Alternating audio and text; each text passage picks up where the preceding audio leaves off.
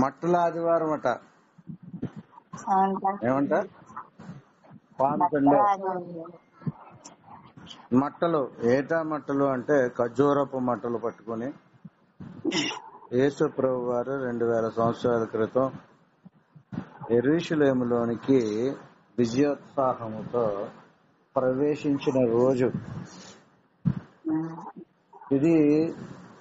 విజయ ఉత్సాహముతో గొప్ప ఊరేగింపుతో రాజుగా కొనియాడబడుతూ ఆయనను మెస్సయ్యగా గుర్తించుకుని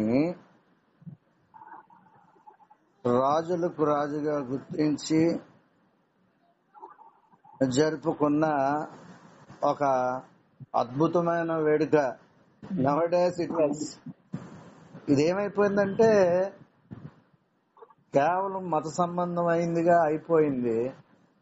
దాని యొక్క రియల్ మీనింగ్ ని మనుషులు చూసుకోవట్లా. ఏదో ఆనవాయితీగా మత సంబంధంగా ఈరోజు పిల్లల్ని ఊరేగించి ఈ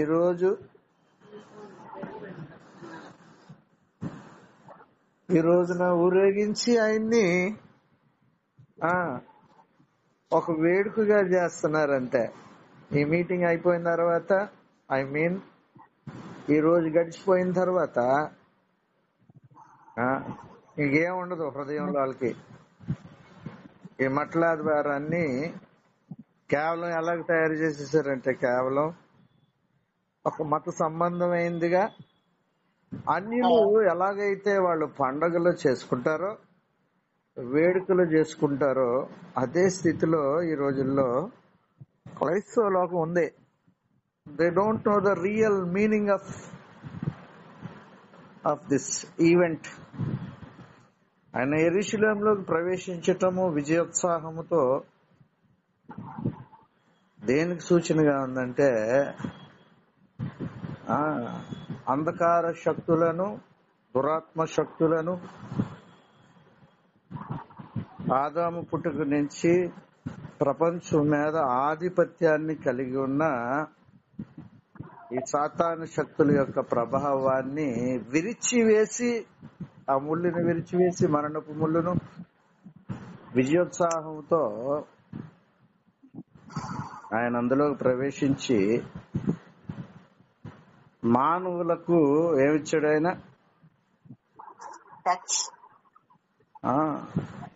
The real meaning of this event people are ignoring.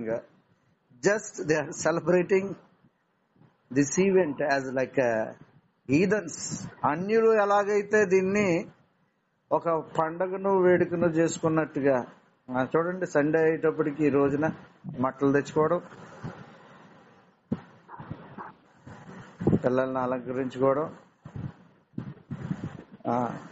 4 వీధులు తిప్పుకోవడం, 4 బైబిల్లో ముక్కలు తీసుకుని చెప్పుకోవడం, డబ్బులు బాగా ఉంటాయి, మంచి ఆహారం వండుకోవడం, బట్టలు కొనుక్కోవడం. అంతేగాని నిజమైన మీనింగ్, నిజంగా దాని యొక్క అర్థాన్ని తీసుకున్నప్పుడు ఎంత ఆనందంగా సంతోషంగా హృదయంలో ఉంటావో గ్రహించుకుంటావు. చూడండి కొన్ని వాక్యాలు. జకరియా 9వ అధ్యాయం 9వ వచనంలో ఇది యేసు ప్రభు వారు విజయోత్సాహముతో యెరూషలేములోకి ప్రవేశిస్తారు. ఇది ప్రవచనాత్మకమైన విషయం. జకరియా 9వ అధ్యాయము 9వ వచనంలో ఈ మాట వ్రాయబడి ఉంది. సియోను కుమారి, కమన్ రీడ్. ఎవరన్నా తీసారా? తీస్తే త్వరగా చదవండి.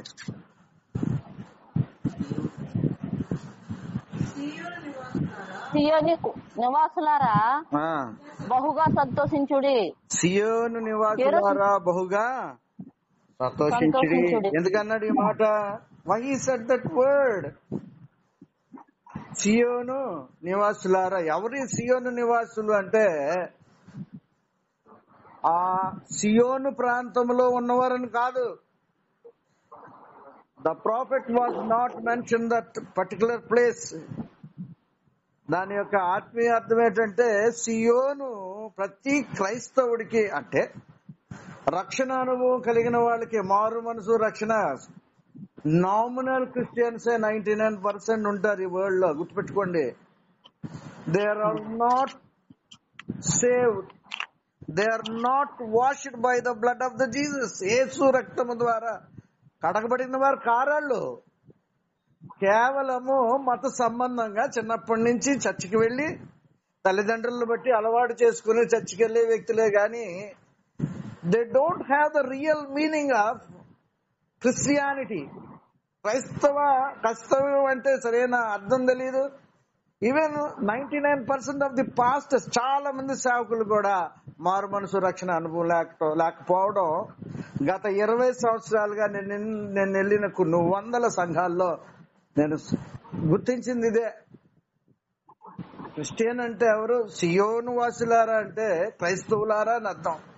క్రీస్తును ధరించుకున్నవారు, మారు మనసు రక్షణ, కృత జన్మ అనుభవము, మార్పు చెందిన వాళ్ళు, గత జీవితంలోంచి విడుదల పొందుకొని నూతన జీవితంలోకి వచ్చిన వారు మాత్రమే క్రైస్తవులు. వాళ్ళను ఉద్దేశించే ఈ జకరియా ప్రవచిస్తున్నాడు దేవుని పరిశుద్ధాత్మ ద్వారా.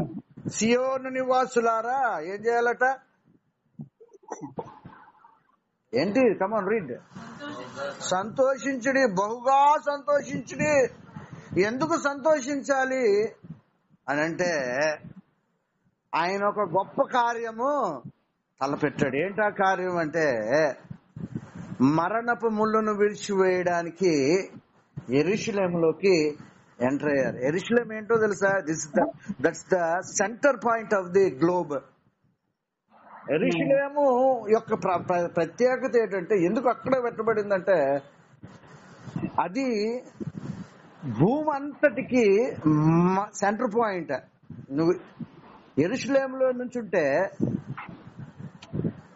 ప్రపంచాన్ని అంతటికి ఈస్ట్ అదే అవుద్ది. ఏ పార్ట్లో ఉన్న వాళ్ళకన్నా ఈస్ట్ ఏమవుతుంది? తూర్పు. యెరూషలేము వైపుకి ఎక్కడన్నా సరే ఉన్నవాళ్ళండి. ఆ సెంటర్ పాయింట్ లో అక్కడే దేవుడు ఏం చేశాడు? విజయోత్సాహంతో. ఎందుకు వెళ్తున్నాడు ఆయన? విజయోత్సాహంతో ఎందుకు వెళ్తున్నాడు? To sacrifice his life for the man kind. దేవుని మానవుల కొరకు తన జీవితాన్ని అర్పించటానికి ఆయన. అందు గురించి అని జకరియా ఏం మాట్లాడుతున్నాడు? సియోను నివాసులారా, సియోను నివాసులారా అంటే పర్టికులర్ ప్లేస్ గలవాలని కాదు. ప్రతి క్రైస్తవుడు. ఏ క్రైస్తవుడు? క్రీస్తు రక్తములో కడుగుబడి ఒక అనుభవం కలిగిన వాళ్ళు, ఒక మార్పు చెందిన వాళ్ళు చాలా మంది కేవలం మనం చూస్తూ ఉంటాము. మొన్న మెర్సీ అని ఆమె పిహెచ్డి చేసింది, మమ్ము ద్వారా పరిచయం అయింది. Guntur EEE engineer. ఆవిడ మంచిగా చదువుకుందే, బట్ బాప్టిస్ట్ బ్యాక్గ్రౌండ్. అని చెప్పిన మాట ఏంటంటే, మాకు ఈ లోతులు తెలియవంకులు ఇంతవరకు మాకు. ఆ అమ్మాయి పిహెచ్డి చేసింది.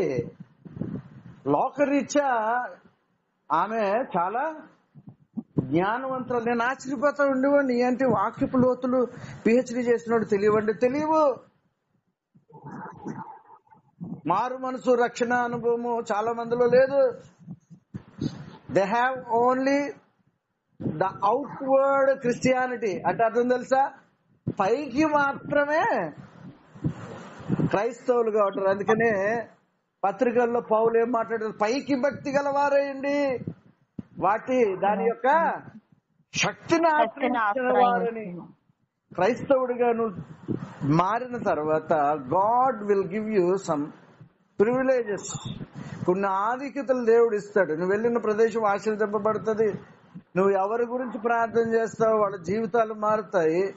నువ్వు ప్రార్థన చేసిన దేవుని చిత్త ప్రకారం వాళ్ళకి రోగాల నుంచి బయటకు వస్తారు. This is the sign of a believer or a Christian. క్రైస్తవుడు అని చెప్పబడేవాడు, విశ్వాసి అని చెప్పబడేవాడు, అతను రక్షణ అనుభవంలోకి వచ్చి ఉంటే, పాప క్షమాపణ అనుభవంలోకి వచ్చి ఉంటే అతనికి ఇవ్వబడిన ఆధిక్యత ఇది ఎంతమంది కలిగి ఉంటున్నారంటే very few, because they don't know the real meaning of the Christianity. క్రైస్తవులు అనే దానికి సరైన అర్థం చిన్నప్పటి నుంచి నేర్పుతారు. నేనంతే 40 సంవత్సరాలు ఇచ్చే వరకు ఏదో కీర్తనలు చదువుకోవడం, ఎక్కడికి వెళ్ళడం, చర్చికి వెళ్ళడం, ఏమన్నా చందా ఇస్తే చందా వేయడం, ఇవన్నీ మత సంబంధమైనవి. It won't take you to the heaven. ఆయనతో నిత్యత్వంలో సహవాసం కలిగి నువ్వు ఉండడానికి ఎటువంటి ఆవశ్యకత లేని పరిస్థితి అది. అందుకే సాతాను భయపడ్డా ఇలాంటి వాళ్ళకి. ఆ అనుభవం లేకపోవడం వల్ల ప్రస్తుతం పరిశుద్ధాత్మ దేవునికి దుఃఖం కలుగుతుంది. ఇదా నేను ఆశించింది మనుషుల నుంచి? ఈ మాట్లాడుకు తిరగడమా? సందు గొంతు తిరిగి ప్లే కార్డులు పట్టుకుని తిరిగే ఉద్దేశం కలిగి ఉండాలని ఆయన ఉద్దేశం. దాని యొక్క నిజ మీనింగ్ తెలుసుంటే గంతులేస్తూ ఆనందిస్తూ సంతోషిస్తాం. రాబోయే దినముల్లో యేసు ప్రభు వారు మానవాళి కొరకు తన ప్రాణాన్ని పెట్టడానికి యెరూషలేములోకి విజయోత్సాహముతో ఆయన ఎంటర్ అవడాన్ని ప్రత్యేకంగా మాట్లాడుతున్నాడు. తర్వాత చదువమ్మా. బహుగా సంతోషించుడి, యెరూషలేము నివాసులారా ఉల్లాసముగా ఉండుడి. నీ రాజు నీతిమంతుడును రక్షణ గలవాడును దీనుడనే గాడిద పిల్లను ఎక్కి నీ యొద్దకు వచ్చుచున్నాడు. అది దీనుడవై సాత్వికుడవై నా ముందు నిలచిన నా యేసయ్యా, నీ కాడినే మోసెదనయ్యా. హల్లెలూయా. రాజు ఏమిస్తాడట? రక్షణ అనుగ్రహిస్తాడట. ఈ రోజున ప్రశ్న ఏంటో తెలుసా? Do you have that salvation, the real salvation in your life? నీ ఆత్మీయ జీవితంలో, నీ యొక్క జీవితంలో ఈ రక్షణ అనుభవం కలిగి ఉన్నావా? ఏదో నామినల్ గా నడుస్తుందా బండి? If you have real salvation experience in your life, నీ యొక్క జీవితంలో రక్షణ అనుభవం నువ్వు కలిగి ఉన్నప్పుడు you will be like a dynamite. People will notice that you are separated from this world. మనుషులు గుర్తిస్తారు, ఇతను ఒకడు లేకపోతే ఈమె ప్రత్యేకింపబడిన వ్యక్తి. ఇతరులకి ఈమెకి ఒక వ్యత్యాసం ఉంది అని మాట్లాడతారు. Not in your profession. ఏదో నీ యొక్క పనిలో నిపుణత కలిగి ఉన్న దానిని బట్టి నువ్వు ప్రత్యేకింపబడ్డావు అనే ఉద్దేశంతో కాదు, నీ పనిని బట్టో ఇంకో దాన్ని బట్టో కాదు. Because of Christ you have a wonderful life style. క్రీస్తును బట్టి నీవు ఒక ప్రత్యేకింపబడిన వ్యక్తి అని మనుషులు గుర్తిస్తారు. Because of not your talent or a profession. నీ యొక్క వృత్తి రీత్యా గాని లేక నీ నిపుణతను బట్టి కాదు. They see the Christ in you. నీలో క్రీస్తు తత్వాన్ని వాళ్ళు చూడగలుగుతారు. ఆ విషయం మాట్లాడుతున్నాను. రాజు రక్షణ చదవండి ఒకసారి. నీతిపరుడు is righteous. Our God is the righteous God. దేవుడు నీతిమంతుడు. రెండోది ఏంటట? రక్షణ గలవాడును. రక్షణ. అందుకు ఎంటర్ అవుతున్నాడు. He was entered into the Jerusalem to give you the salvation. మానవాళికి రక్షణ అనుభవం గురించి అని ఆయన యెరూషలేములోకి వేయించేస్తా ఉన్నాడు. The people were recognized he was the Messiah. వాళ్ళు ఏమని గుర్తించారు? ఈయన మెస్సయా అంటే అభిషక్తుడు, అభిషేకం కలిగిన వాడని గుర్తించినట్టుగా మనకి కనబడతా ఉంటది. హల్లెలూయా. హల్లెలూయా.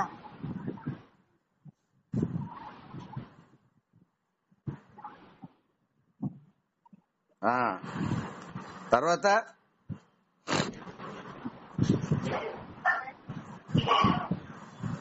ఎఫ్రాయిములో రథములు ఉండకుండా నేను చేసేదను, 9వ వచనం యెరూషలేములో చాలు. హల్లెలూయా. హల్లెలూయా. సో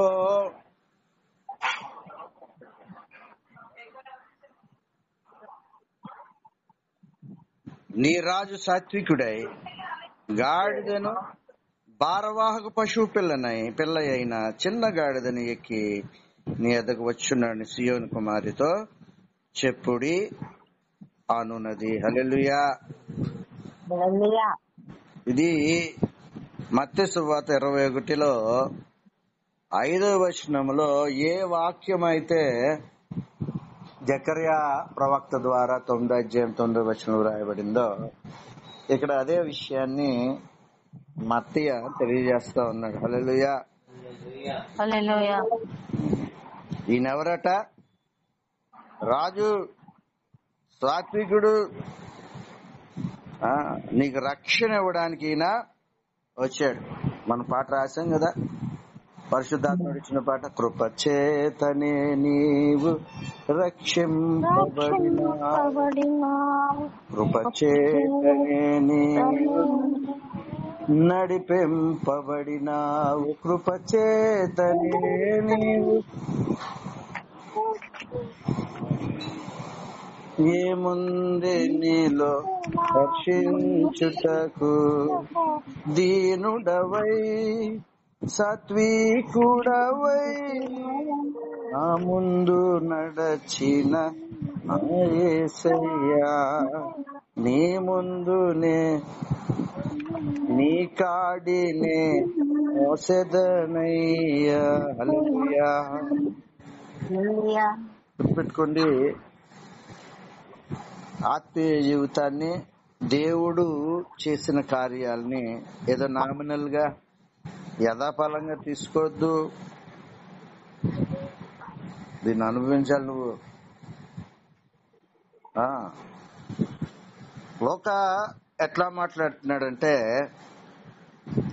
చూడండి, 19వ అధ్యాయము 38వ వచనంలో, ప్రభు పేట వచ్చు రాజు స్తుతింపబడును గాక, పరలోకమందు సమాధానమును సర్వోన్నతమైన స్థలములో మహిమయుండును గాక అని తాము చూచిన అద్భుతములన్నిటిని గూర్చి మహాశబ్దముతో దేవుని, అది జరగాలి ఇక్కడ.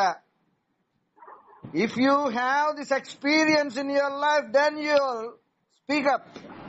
నీకంటూ ఒక అద్భుతం జరిగుంటే, వీళ్ళు యేసు చేసిన అద్భుతాలు వాళ్ళ జీవితాల్లో చూసినవి వాళ్ళు ఏం చేస్తున్నారట చూడండి. అక్కడ అద్భుతములన్నిటిని గూర్చి మహాశబ్దముతో దేవుని, మీరు ఎప్పుడన్నా ఈ రోజున చూసారా? ఏం కనబడతాయో తెలుసా మీకు? వాక్యాలు ఏం కనబడతాయి? క్రీస్తు సమాధిని గెలిచాడు, క్రీస్తు మృత్యుంజయుడు. These are the placards we can see on this day. ఈ రోజున చూడగలిగే యేసు సజీవుడు.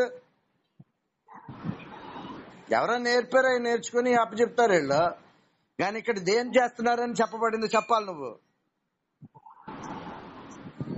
తాము చూచిన అద్భుతములన్నిటినీ గూర్చి అంటే అర్థం ఏంటి? They experienced. కళ్ళతో చూసిన వాటిని గూర్చి వాళ్ళు ఏం చేస్తున్నారట? మరి నీకేదా అనుభవం? ఎవరో చెప్పిన ప్లే కార్డులు పట్టు తిరగడం కాదు. You should have the type of experience in your life that should be exhibited. ఏం చేయాలి? అది చెప్పబడాలా, అది నువ్వు స్తోత్రాలు చెప్పగలిగి ఉండాలా. అంటే నీ జీవితంలో ఆయన చేసిన కార్యాలని, అద్భుతాలని నువ్వు ఏం చేయగలిగి ఉండాలా? వాళ్ళు అయ్యే చేస్తున్నారు. చూడండి అక్కడ రాసిన, తాము చూచిన అద్భుతములన్నిటిని గూర్చి మహాశబ్దముతో దేవుని స్తోత్రము చేయసాగిరి. హల్లెలూయా. హల్లెలూయా. యోహాను సువార్తలో 12వ అధ్యాయంలో 13వ వచనములో ఏం రాయబడి ఉంది? 12:13లో యోహానులో ఖర్జూరపు మట్టలు పట్టుకొని ఆయనను ఎదుర్కొనబోయి జయము ప్రభుపేట వచ్చుచున్న ఇశ్రాయేలు రాజు స్తుతింపబడును గాక అని కేకలు శ్రీ హల్లెలూయా. ఇక్కడ ఖర్జూరపు మట్టలు దేనికి సాదృశ్యంగా ఉన్నాయంటే 3 విషయాలకి సాదృశ్యంగా ఉన్నాయి ఖర్జూరపు మట్టలు. ఎందుకు ఖర్జూరపు మట్టలు అంటే, ఒకటేంటంటే విక్టరీ, విజయానికి సంకేతనంగా ఉంది ఖర్జూరపు మట్ట. The branch of palm tree. ఈ యొక్క ఖర్జూరపు చెట్టు యొక్క ఈ మట్టలో కొమ్మలో ఒకటి విజయానికి సంకేతంగా ఉంది. రెండోది ట్రయంఫ్ అంటే ఏంటి? What is the difference between victory and Triumph?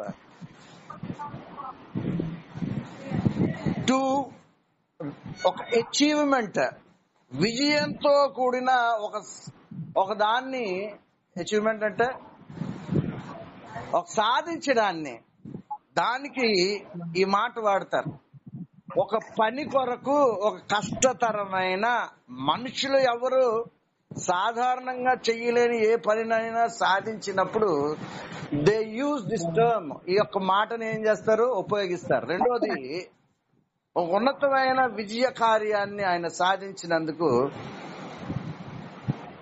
సాదృశ్యంగా ఈ ఖర్జూరపు మట్ట ఉంది. మూడోది పీస్, మూడోది శాంతికి చిహ్నంగా ఉంది. యేసు ప్రభు గుర్రం మీద ఎందుకు రాలేదు, గాడిద మీద ఎందుకు వచ్చాడో తెలుసా? పూర్వకాలంలో రాజుల మధ్యన సంధి కుదుర్చుకోవడానికి, ఒక రాజ్యానికి సంధి కుదుర్చుకునే ముందు రాజులు ఏం చేసేవారంటే, యుద్ధానికైతే గుర్రం మీద వెళ్ళేవారు, శాంతి ఒప్పందానికి, సంధి కుదుర్చుకోవడానికి సింబల్ గా, సూచనగా గాడిద మీద వెళ్ళేవారు.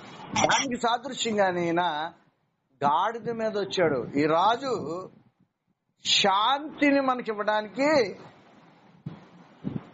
వచ్చాడు ఆయన. ఇది మనం గ్రహించుకుంటా ఉండాలా. ఇక్కడ మీరు ఏ